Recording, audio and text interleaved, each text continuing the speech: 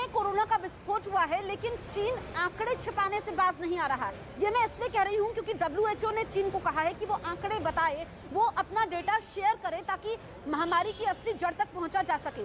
तो यहाँ पर WHO ने चिंता जाहिर की है और WHO यानी कि वर्ल्ड हेल्थ ऑर्गेनाइजेशन की तरफ से कहा गया है कि अभी भी कोरोना महामारी ग्लोबल इमरजेंसी रहेगी। इससे पहले जब WHO की तरफ से बयान आया था 15 दिसंबर को, तो उसने कहा था कि हम उम्मीद कर सकते हैं कि अगले साल ऐसा नहीं होगा, लेकिन चीन आंकड़े छिपा रहा है। आप समझिए कि चीन ने जो 3 साल पहले जीरो कोविड पॉलिसी शुरू की थी, उसके बाद जब ये इसमें ढील दी गई तो लगातार वहां पर मामले बढ़ रहे हैं। चीन कुछ भी कहे, वहां पर अभी लॉकडाउन नहीं है, लेकिन जो तस्वीरें चीन से निकल करके सामने आ रही है वो पूरी दुनिया के लिए खतरे की घंटी है और लोगों को डरा भी रही है। मेरे सहयोगी दिवाकर मेरे साथ लाइव मौजूद है मुंबई से। दिवाकर, जो तस्वीरें यहाँ पर सामने आ रही है, इसमें ये कहा गया है कि जो चीन में कोरोना का विस्फोट हुआ है, मुंबई में किस तरह के एहतियाती कदम उठाए जा रहे हैं? जो विदेशी यात्री आ रहे हैं, तो क्या वहां पर भी टेस्टिंग शुरू की गई है? दिवाकर, अगर आप तक आवाज पहुंच रही है तो मुंबई में किस तरह की स्थिति है और जो मुख्यमंत्री बैठक करने वाले हैं, कितने बजे वो बैठक होगी?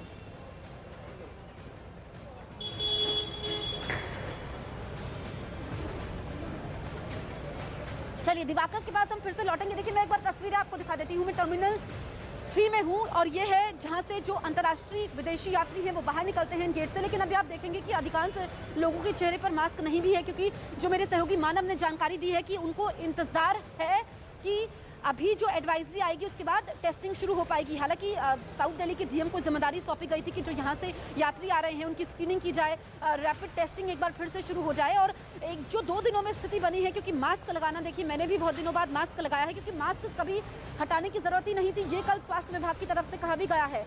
और चाइना में जो इस वक्त स्थिति है, आप समझिए कि शी जिनपिंग पूरी दुनिया से आंकड़े छिपा रहे हैं। चीन अभी भी नहीं बता रहा है, लेकिन चीन से जो वीडियो सामने आ रहे हैं वो पूरी दुनिया देख रही है। चीन की स्थिति एक रिपोर्ट के जरिए हम देखते हैं। हमेशा की तरह इस बार भी चीन पर कोरोना के नए वेरिएंट BF.7 के आंकड़ों को छिपाने का आरोप लगा, लेकिन दुनिया के सामने चीन के कोरोना मरीजों की जो तादाद आई है वो डराने वाली है। एक आंकड़े के मुताबिक दिसंबर महीने में ही चीन में कोरोना का कहर साफ दिखाई दे रहा है। 1 दिसंबर 2022 को चीन में कोरोना के कुल 3,23,686 केस थे। यह आंकड़ा 6 दिसंबर को 3,45,529 पर पहुंच गया, जबकि 10 दिसंबर को यह आंकड़ा 3,60,734 हो गया। 15 दिसंबर को चीन में कोरोना के कुल मरीजों की संख्या 3,71,918 हो गई, तो 20 दिसंबर को यह आंकड़ा 3,83,175 तक पहुंच गया।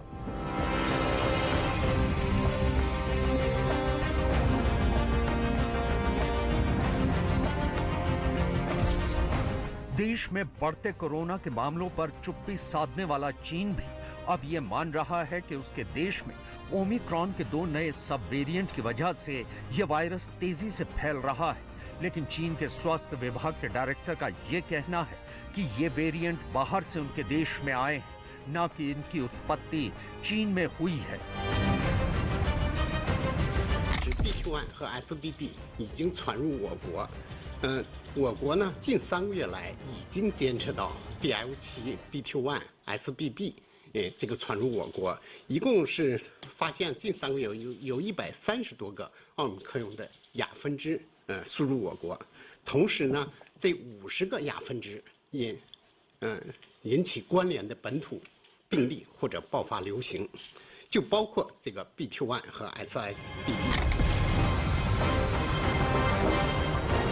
तो चीन में कोहराम मचा हुआ है। स्थिति कितनी गंभीर है वहां पर, वो जो तस्वीरें सामने आ रही है पूरी दुनिया देख रही है और चीन के लोग अपने सबसे बुरे दिनों से गुजर रहे हैं। 3 तस्वीरें इस वक्त हम आपको दिखा रहे हैं और चीन में स्थिति बद से बदतर होती जा रही है। लोगों का गुस्सा भी वहां पर फूट रहा है सरकार के खिलाफ। एक शख्स ने वहां पर सरकारी बिल्डिंग पर बेसबॉल बैट से हमला कर दिया है। तो वहां पर लोग इस वक्त किस स्थिति से गुजर रहे हैं, किस मानसिक प्रताड़ना से गुजर रहे हैं, ये समझा जा सकता है। इसके अलावा WHO ने डेटा शेयर करने को चीन पर कहा है। चीन डेटा नहीं शेयर कर रहा है, चीन अभी भी आंकड़े छुपा रहा है। वहां पर शमशान घाटों में जगह नहीं है, लोग गाड़ियों में शवों के साथ इंतजार कर रहे हैं ताकि नंबर आ जाए। लेकिन ऐसी स्थिति में भी चीन दुनिया को बरगला रहा है। ये 3 तस्वीरें बताने के लिए काफ़ी है, क्योंकि चीन से जो ये इस वक्त तस्वीरें आ रही है, इसने साल 2020-2021 की यादें ताज़ा कर दी।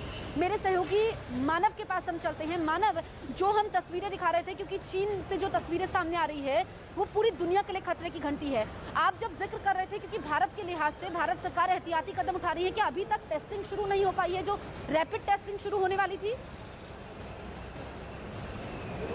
जसप्रीत, देखिए, ये कहा गया था कि DM south west Delhi code random sampling शुरू करनी थी आज से, और अभी तक इसके लिए बाकायदा कोई आधिकारिक एडवाइजरी जारी नहीं की है।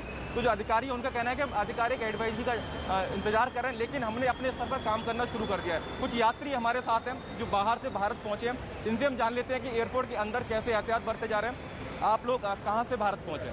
सर जी, हम बेल्जियम से आ रहे हैं और हमारे जो दिल्ली एयरपोर्ट पे आए हैं, तो लास्ट में हमारे वो जो इंडियन पासपोर्ट है उनको अलग से निकाल रहे हैं, और जो फॉरेनर्स आ रहे हैं उनका चेकिंग हो रही है और चेक कर रहे हैं वो। अंदर कोई थर्मल स्क्रीनिंग आप लोग की हो रही है, क्योंकि आप लोग बाहर से सफ़र करके भारत आ रहे हैं? वो कोई ऐसा थर्मल उन्होंने लगाया हो तो हमारे को मालूम नहीं है, पर हम डायरेक्ट निकल के आ रहे हैं। उन्होंने कोई स्क्रीनिंग लगाई हुई है तो हमारे को पता नहीं। पहले जब ट्रैवल करते थे तो हमको बताना ठीक है होता था। मानव, मैं आपके पास लौटूंगी। मेरे सहयोगी जावेद भी मेरे साथ जुड़ चुके हैं दिल्ली से। जावेद, दिल्ली सरकार भी अलर्ट मोड में है। मुख्यमंत्री अरविंद केजरीवाल कोविड को लेकर के बैठक करने वाले हैं। कितने बजे ये बैठक शुरू होगी? देखिए, जिस तरह से चीन से जो खबरें आ रही हैं उसके बाद केंद्र सरकार से लेकर राज्य सरकार तक अलर्ट में है। दिल्ली के मुख्यमंत्री अरविंद केजरीवाल ने आज एक आपात बैठक बुलाई है। टाइम अभी तय नहीं है, लेकिन माना जा रहा है कि दोपहर बाद ये बैठक हो सकती है, क्योंकि प्रधानमंत्री की भी आज बैठक होने वाली है। अभी अगर दिल्ली की बात करें तो स्थिति काबू में जरूर है। अगर पिछले 24 घंटे की बात करें तो 5 केस कोरोना के आए हैं, 1 डेथ हुई है।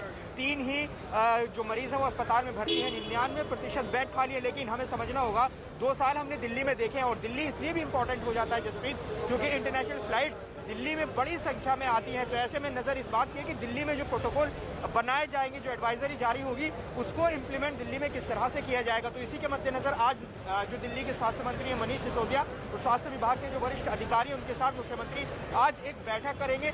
तमाम जो अभी तक चीज़ें हुई हैं समीक्षा की जाएगी, क्योंकि ताज़ा हालात जिस तरह से बन रहे हैं दुनिया भर में, चीन में जिस तरह के हालात बन रहे हैं उसको देखते हुए बहुत इंपॉर्टेंट आज बैठक होने वाली है, और देखना होगा कि मुख्यमंत्री क्या फैसला लेंगे। हम सचिवालय के बाहर मौजूद हैं, लेकिन अभी टाइमिंग को लेकर कंफर्मेशन नहीं आया, लेकिन बताया जा रहा है कि दोपहर बाद। ठीक है, मैं आपके पास लौटूंगी। मेरे सहयोगी अमित सिंह भी मेरे साथ लाइव जुड़े हैं। अमित, तमाम राज्य सरकारें अलर्ट मोड में है, चाहे हम दिल्ली की बात करें, महाराष्ट्र की बात करें, गुजरात की बात करें। आपके पास क्या ताज़ा जानकारी है? देखिए, थोड़ी देर बाद यानी 10 मिनट बाद, 10 से 12 मिनट बाद मुख्यमंत्री योगी आदित्यनाथ बैठक करेंगे। यहाँ पर टीम 9 की बैठक करेंगे, और इस बैठक में डिप्टी सीएम ब्रिजेश पाठक होंगे। ब्रिजेश पाठक क्योंकि उनके पास स्वास्थ्य मंत्रालय भी है, इसके अलावा स्वास्थ्य मंत्रालय से जुड़े हुए बड़े अधिकारी मौजूद होंगे। और जिस तरीके से कोविड के मामले निकलकर सामने आ रहे हैं और चाइना में के जिस तरीके से बिगड़ते हालात हैं, उसको लेकर ये बैठक बुलाई गई। हालांकि प्रधानमंत्री नरेंद्र मोदी भी आज बैठक करने वाले। तो दूसरी तरफ उत्तर प्रदेश पूरा राज्य अलर्ट पर है। सभी स्वास्थ्य विभाग के अधिकारियों को कह दिया गया है, जिले में निर्देश दे दिया गया है कि वो अलर्ट पर रहें, बेड को रिजर्व करके रखें, और साथ ही साथ रैंडम चेकिंग करें, चाहे वो एयरपोर्ट हो या फिर ट्रेन से बाहर से आने वाले लोगों का रैंडम चेकिंग किया जाए। यानी प्रदेश सरकार पूरी तरीके से अलर्ट है कि किसी भी तरीके से जो हालात हमने पिछले साल देखा था सेकेंड वेव और फर्स्ट वेव के दौरान, वैसे हालात अब नजर ना आए। अब पहले से ही सरकार ने अलर्ट हो गई है, और इस वजह से मुख्यमंत्री योगी आदित्यनाथ खुद बैठक करने जा रहे हैं अब से थोड़ी देर बाद। जी ठीक है दिवाकर। अमित, मैं आपको रोकूंगी, समय की कमी है। दिवाकर के पास चलते हैं। दिवाकर, महाराष्ट्र सरकार भी बैठक करने वाली है, क्या अपडेट है? देखिए, जो बैठक बुलाई गई है महाराष्ट्र की तरफ से जसप्रीत, वो 3:15 बजे जो है नागपुर में होनी है। इस बैठक में महाराष्ट्र के मुख्यमंत्री, उप मुख्यमंत्री और स्वास्थ्य मंत्री सभी शामिल होंगे। इसके अलावा मंत्रिमंडल के तमाम अन्य मंत्री भी शामिल होंगे। इसके अलावा जो तमाम जिलों के जिलाधिकारी हैं उन्हें भी शामिल होने के लिए कह दिया गया है। लेकिन सबसे अहम बात कि कल राज्य के स्वास्थ्य मंत्री ने साफ तौर पर कह दिया था कि एक बार फिर से वो जल्द ही मुंबई एयरपोर्ट और रेलवे स्टेशनों पर रैंडम चेकिंग शुरू की जाएगी, क्योंकि महाराष्ट्र सरकार कोई रिस्क नहीं लेना चाहती। क्योंकि जिस तरह के कोविड के दौर को महाराष्ट्र ने देखा है, महाराष्ट्र सरकार ये नहीं चाहती कि जिस तरह से पिछले दिनों में ये कोविड का कहर देखने को मिला था वो दोबारा ना हो। इसलिए बाकायदा इस मीटिंग में क्या निकल के आता है ये देखना काफ़ी अहम होगा। लेकिन बीएमसी की भी एक मीटिंग यहाँ पर होनी है, क्योंकि मुंबई आज तक को पछाड़ न्यूज़ 18 इंडिया बना भारत का नंबर 1 न्यूज़ चैनल। देखते रहिए News 18 इंडिया।